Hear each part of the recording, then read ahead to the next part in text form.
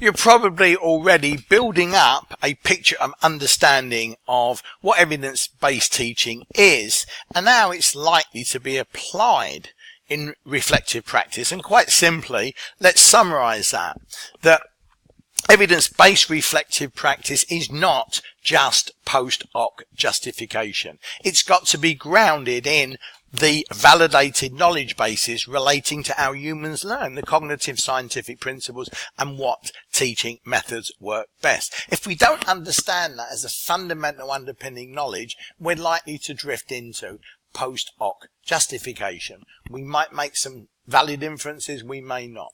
Now, secondly, and equally important, one must not simply know something, but be able to apply and transfer it. And that applies when we actually do good thinking. And good thinking is a broad term that I use, but it's about good critical, creative and metacognitive thinking, where we can analyze things, we can compare and contrast and make inference interpretations, evaluate, generate new possibilities, and also monitor that thinking process. And that's why metacognition is being seen as one of the most important, if not the most important, 21st century skills. So that way we can apply this to our lessons, those that we've conducted, those that we're going to conduct.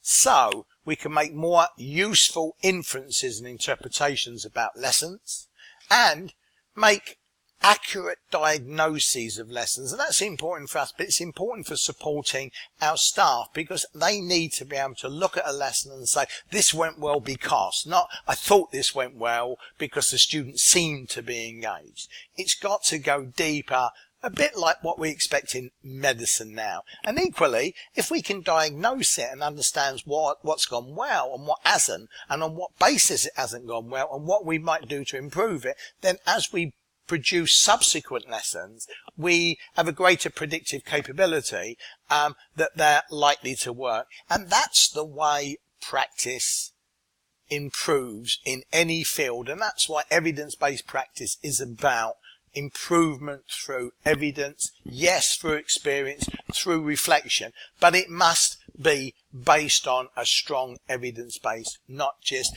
well, I think it might be.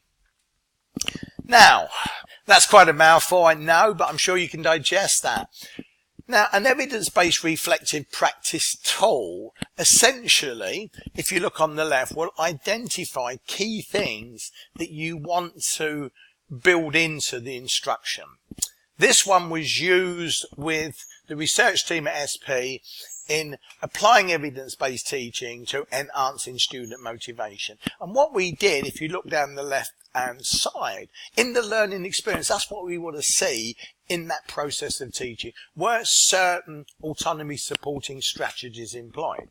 Now, the people that are using this know what they are. You can actually put them in the form. I'm just showing you the structure.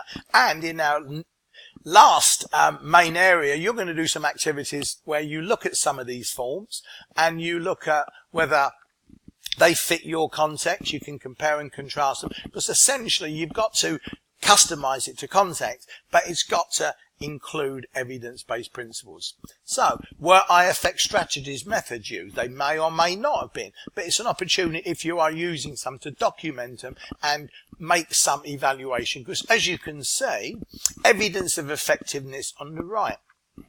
The idea is to look at these strategies to see if they appeared to work. What was the evidence? Your observations using an evidence-based reflective approach. Feedback you might get from students, always useful. And if you bring somebody in to observe who knows a fair bit about this, you're collecting much more substantial, valid evidence to justify what you're doing as a teaching professional.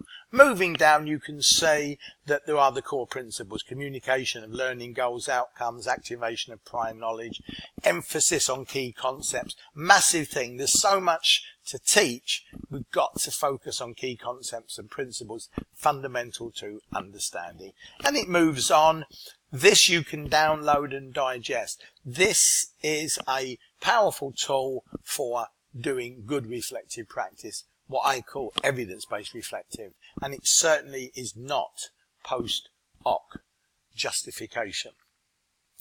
So, we're going to move on, and now you're going to do a bit of work, because you're going to look at some of these tools and you'll see that they're essentially based on the same premises, evidence about learning, systematic thinking process, but you can adapt them to different things. For example, at the moment, we're doing some research on metacognition. So the focus is on our faculty using metacognitive strategies, cognitive strategies, promoting growth mindset, enhancing self-efficacy. So it's a very customizable, easy to use, practical, effective tool.